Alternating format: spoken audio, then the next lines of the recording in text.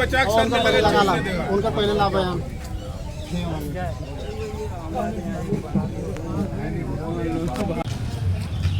ठीक है भैया, क्या हाल है? ठीक है भैया? क्या अरे साहब ठीक मतलब कहाँ पे?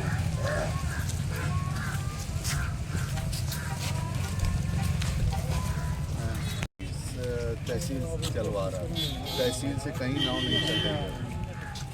अच्छा,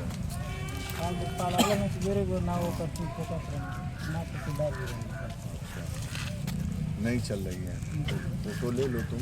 कितने लोग ड्यूटी पे, क्या है कुछ है यहाँ पे? किसकी ड्यूटी लगी है?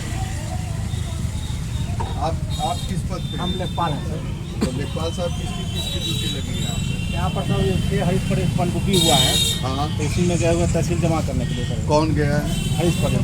नहीं, लेखपाल गए होंगे ना। जी। यहाँ पर डॉक्टर की ड्यूटी है? वो भी सर है बगल में। कहाँ पे? बगल में बैठे हुए। बगल में उस तरफ बैठे हुए डॉक्टर साहब। बुलाइए सबको, जो ड्यूटी पे ऑन ड्यूटी बुलाइए जरा, देखें कौन किसकी ड्यूटी लगी हमको बताइए। किसकी ड्यूटी लगी है यहाँ पर?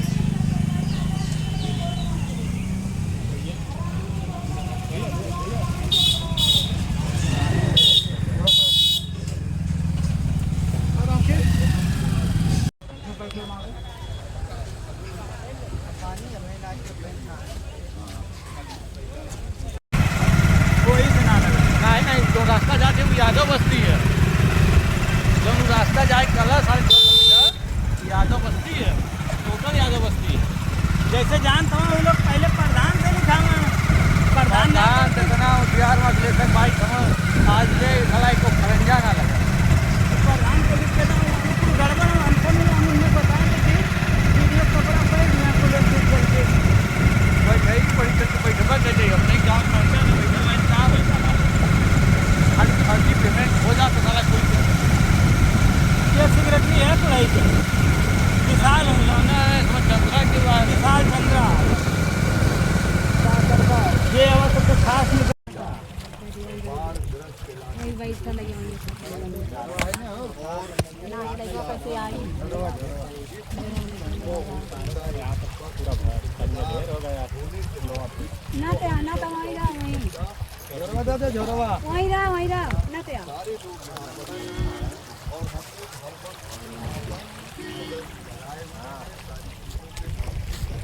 इतना जरूर कहें जो चीज़ें अभी अधूरी है, क्योंकि ये डबल इंजन की सरकार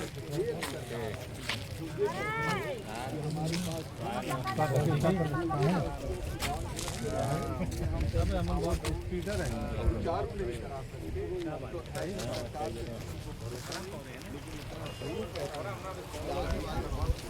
समाजवादियों की माननीय अखिलेश यादव जी के नेतृत्व में देवरांचल पे जितना जहाँ रफ्ते की ज़रूरत है तो रफ्ता भी बनेगा, जहाँ पुल की ज़रूरत है पुल भी बनेगा। सारी चीज़ों का ध्यान दिया जाएगा, क्योंकि देवरांचल के लोग सारे लोग जानते हैं कि यहाँ पर सड़कों का जाल भी समाजवादियों की सरकार में बना। यहाँ पर डेवलपमेंट का काम, चाहे बिजली से रिलेटेड हो, चाहे विद्युतीकरण का काम हो, ये सारे काम समाजवादियों की सरकार में। इसलिए हम अपने सभी साथियों से, जो लोग हमारे साथ जुड़े हुए हैं, सुन रहे हैं और हमारे जितने भी यहाँ साथी मौजूद हैं, सबसे हम इतना ही कहें।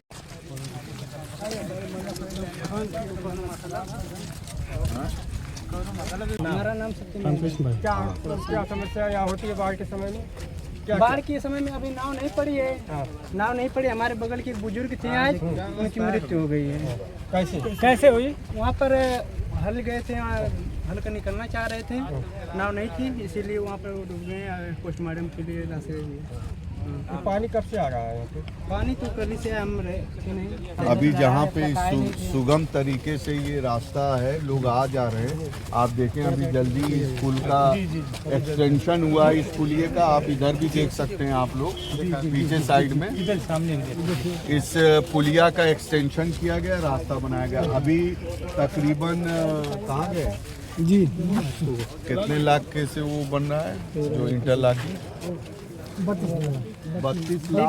32 लाख की लागत से अभी इंटरलॉकिंग का काम चल रहा है यहाँ इधर ही पीछे इलाके में। और जो भी मैंने इसीलिए कहा आप लोगों से, सबसे मैं कह रहा था कि धीमे धीमे सारी चीज़ों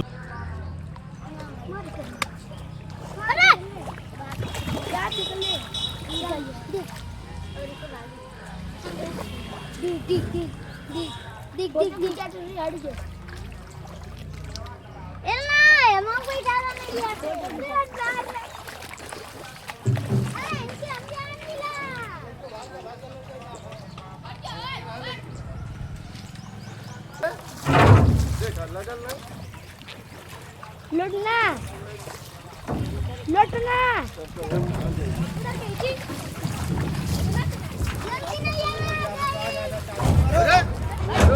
सर आज बाढ़ क्षेत्र का निरीक्षण कर रहे हैं, निरीक्षण के दौरान क्या क्या?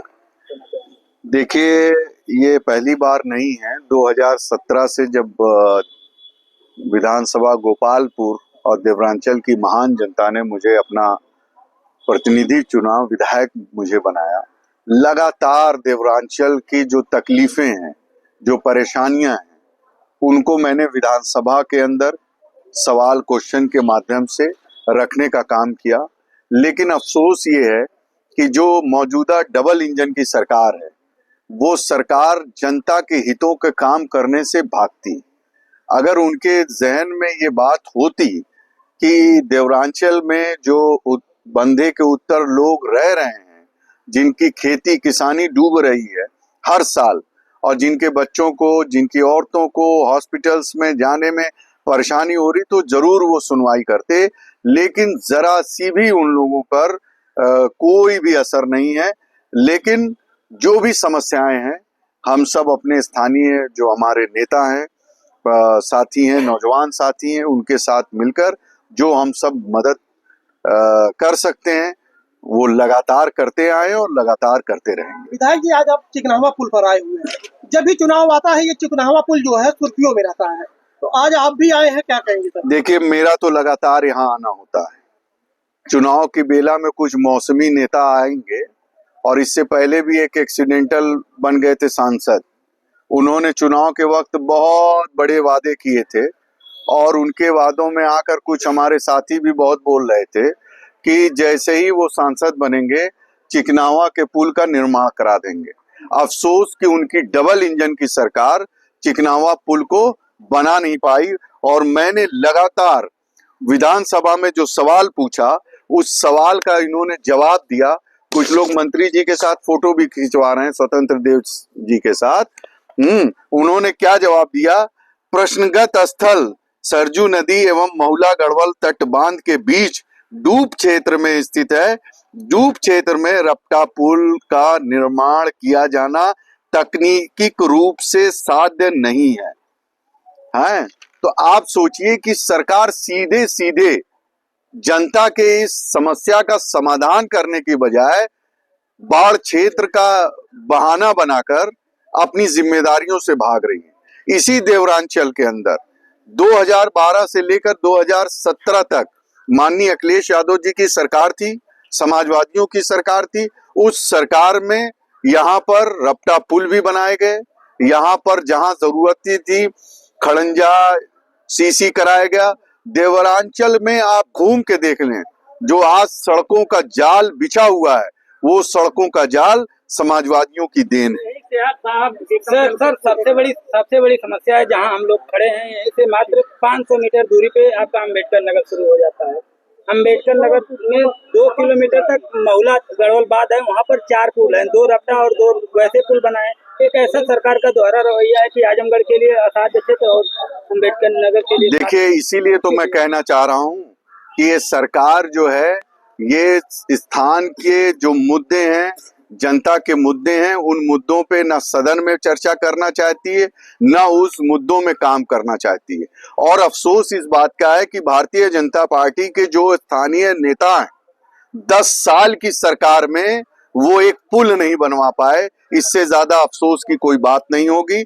और जहां तक सवाल है हम लोगों की निधि के द्वारा, तो लगातार हम अपनी निधि के द्वारा बंधे के इस पार भी, बंधे के उस पार भी हम लोग पुल, पुलिया, खड़ंजा, इंटरलॉकिंग, सीसी लगातार कराने का काम कर रहे हैं। जितना हम लोगों से हो सकता है कर रहे हैं, लेकिन सरकार की नीयत काम करने की नहीं है, बल्कि मुद्दों से भागने की है। विधायक जी, जैसा कि लोग आरोप लगाते हैं कि विधायक जी चाहते तो अपने निधि से छोटे छोटे जो रपटा पुल की आप बात कर रहे हैं, वह विधायक जी अपनी निधि से करवा देते हैं, लेकिन फिलहाल ये हो नहीं रहा है। आपकी निधि का लोग जानना चाहते हैं क्यों? देखिए, ऐसा है, मैं आपको बता दूं, जो निधि हम लोगों को 5 करोड़ आती है, उसमें से जीएसटी काट के 4 करोड़ मिलती है साल में। और उस निधि का अगर आप सारे ग्राम वाइज बांट लें तो आप देखेंगे कि एक ग्राम सभा के ऊपर कितना पैसा आता है, कितना पैसा आता है, ये आपको खुद अंदाजा लग जाएगा। लेकिन हम लोग पिछले लगातार, जब भी कोरोना काल में कुछ समय के लिए निधि भी हम लोगों की नहीं रही, लेकिन आप देखेंगे तो लगातार हम लोग जो निधि के माध्यम से, चाहे वो बिजली की समस्या हो, चाहे वो रोशनी की समस्या हो, चाहे वो सड़क की हो, इलाज की हो, चाहे स्कूल की हो, जो जो समस्याएं हमारे सामने हमारी क्षेत्र की जनता या हमारे लोग अवगत कराते हैं, हम उसका समाधान करने की कोशिश की जाती है। कोरोना काल में बहुत से हमारे साथियों ने ये कहा कि यहाँ पे ऑक्सीजन का कमी है, और ऑक्सीजन के लिए तो हम लोगों ने बिलरियागंज हॉस्पिटल पे पूरे हर बेड पे ऑक्सीजन पाइपलाइन बिछवाने का काम किया गया। उसी के साथ साथ जहाँ पे जरूरत पड़ती है इलाज के लिए भी देते हैं, जहाँ जरूरत पड़ती है हम जो है दिया जाता है। लेकिन जो काम करोड़ों की लागत का है, जो काम करोड़ों की लागत का है, जिसकी सीधे सीधे जिम्मेदारी सरकार की बनती है, और सरकार वो जो दिन रात ये कहती है हमारी डबल इंजन की सरकार है, और डबल इंजन की सरकार कहती है हमारे पास पैसे की कमी नहीं है, लेकिन पैसे के अभाव में बताकर जनता के लोगों के से दूर भागने का काम करते हैं। इसको देखने की जरूरत है। सरकार जो दावे कर रही है लोगों के निर्माण को लेकर, विकास को लेकर, उन दावों को कितना? देखिए, मैंने आपसे कहा ना कि लगातार हम लोग मांग कर रहे हैं, लेकिन मांग हम लोगों की पूरी नहीं। इसी के साथ साथ ये आज से नहीं, 2017 से लगातार जो हमारे सम्मानित हमारे नेता हैं, जो हमारे पदाधिकारी, उनके साथ बैठकर यहाँ की जो मूलभूत परेशानियां रहती हैं बाढ़ के समय में, उसको संज्ञान में लेकर शासन और प्रशासन को हम लोग अवगत कराने का काम करते हैं। ये लगातार हम लोग करते हैं। देखिए, इस बार भी हमने कहा कि क्या तैयारियां पहले से होनी चाहिए, लेकिन बहुत सी जगह हम गए तो हमें ये लगा कि आज भी जिस तरीके की तैयारी शासन द्वारा, प्रशासन द्वारा होनी चाहिए, वो मुकम्मल नहीं है। डॉक्टरों की कमी है, दवाओं की कमी है। इन सारी कमियों को मैं आपके माध्यम से सरकार से मांग करता हूं कि जल्द से जल्द पूरा किया जाए कि बाढ़ग्रस्त इलाके के लोगों को सही समय पे इलाज मिल सके, उनको दवा और मिल सके। नाव की व्यवस्था अभी तक नहीं हुई, नाव की व्यवस्था हो। जो जानवर हैं उनको खाने का, उनके वैक्सीनेशन का इंतजाम होना चाहिए। एंटी वेनम के इंजेक्शन उपलब्ध होने चाहिए। जो करीब के हमारे हॉस्पिटल्स हैं, महाराजगंज सीएससी, उस पे हमारे डॉक्टर्स होने चाहिए, और एमबीबीएस डॉक्टर, सर्जन एक हो, स्त्री रोग विशेषज्ञ हो, और वहां पर सारी दवाएं उपलब्ध हो कि अगर कोई घटना दुर्घटना होती है तो तत्काल लोगों का इलाज मिल सके। सर, बाढ़ आ गई है, सरयू नदी से लेकर के महुला गढ़वाल बाढ़ तक लगातार पानी देखने को मिला है, लेकिन सरकार की तैयारियां कुछ भी नहीं है। न तो नौका चलाई जा रही है, न तो बंदे पर कहीं रुकने का सही व्यवस्था की गई। एक रैन बसेरा भी बनाया गया था जो टूट चुका है, और नौका न चलाने के कारण सुबह में एक लोग जो है गिरधारी कटघरा के उनकी मौत भी हो गई। तो क्या कहेंगे? देखिए, मैंने रास्ते में एसडीएम साहब से भी बात की, सगड़ी के जो उप जिला अधिकारी हैं उनसे मेरी बात हुई, और उनको मैंने इस चीज़ों से अवगत कराया है। और मैं इसीलिए कहा कि ये आप देख सकते हैं कि पहले ही मैंने लिख के भेजा था, ये बाढ़ आने से पहले की मेरी ये सूचना है। और इसमें मैंने साफ लिखा था कि बाढ़ के समय नाव का अभाव रहता है, इसके ध्यान में रखते नाव की व्यवस्था पहले से कर ली जाए। अभी रास्ते में कई जहां जनता ने हमको बताया कि नाव अभी नहीं चलाई जा रही है।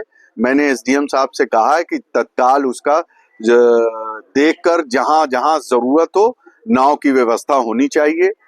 और जो भी वैक्सीनेशन हो वो भी प्रॉपर हो। राशन जो डूबा हुआ क्षेत्र है, हमने ये मांग की थी पहले ही से कि डूबे हुए क्षेत्र जो बाढ़ग्रस्त है चिन्हित है, सरकार के पास उसका डाटा है, उन क्षेत्रों के लोगों को राशन एडवांस में जो राशन महीने का दिया जाता है या जो बाढ़ पीड़ित राशन उनको एडवांस में दे दिया जाए कि उनको दिक्कत ना हो। तो इन सारी चीजों की कमियां हैं, हम लगातार मांग करेंगे, बात करेंगे। जो बाढ़ पीड़ित हैं, हमने देखा है, पूछा भी है कि हजारों जो है गांव प्रभावित हिस्से हैं, डूबे हुए जो है, और लोग निजी इलाज चला रहे हैं। और अब आप जो चौकियों में गए हैं, जो बाढ़ चौकियां बनी हुई है, सब नदारद है, कोई है ही नहीं, किसी तरह की व्यवस्था नहीं। देखिए, ऐसा मैंने बताया कि प्रशासन के लोगों से मेरी बात हुई है। दूसरा, अभी मैं आपको बता दूं कि अभी कुछ दिन पहले हम लोग आए थे और हमारे सभी सम्मानित साथी भी थे और बहुत बड़े बड़े लोग भी आए थे यहाँ पर। जो हमारा पुरनिया, गंगापुर, देवरांचल का इलाका है, उस इलाके में कटान बहुत तेजी से हो रही। मैंने लिस्ट बना के दी थी जो प्रभावित लोग हैं, जिनके किसान कृषि जमीनें चली गई हैं, जिनके घर उस पे आ गए, जद में आ गए हैं, उन लोगों की सर्वे करा के उनको दूसरी जहां बसाने का इंतजाम किया जाए, उनका मुआवजा दिया जाए। मैं उम्मीद करता हूं कि ये सरकार जो है इस पे काम करे। और मैं ये भी कहना चाहूंगा कि भारतीय जनता पार्टी के जो भी नेता हैं, वो लोग सत्ता में 10 साल से हैं। देवरांचल को अगर एक पुल नहीं दे पाए चिकनावा का, तो उनको कोई बात करने का हक नहीं है।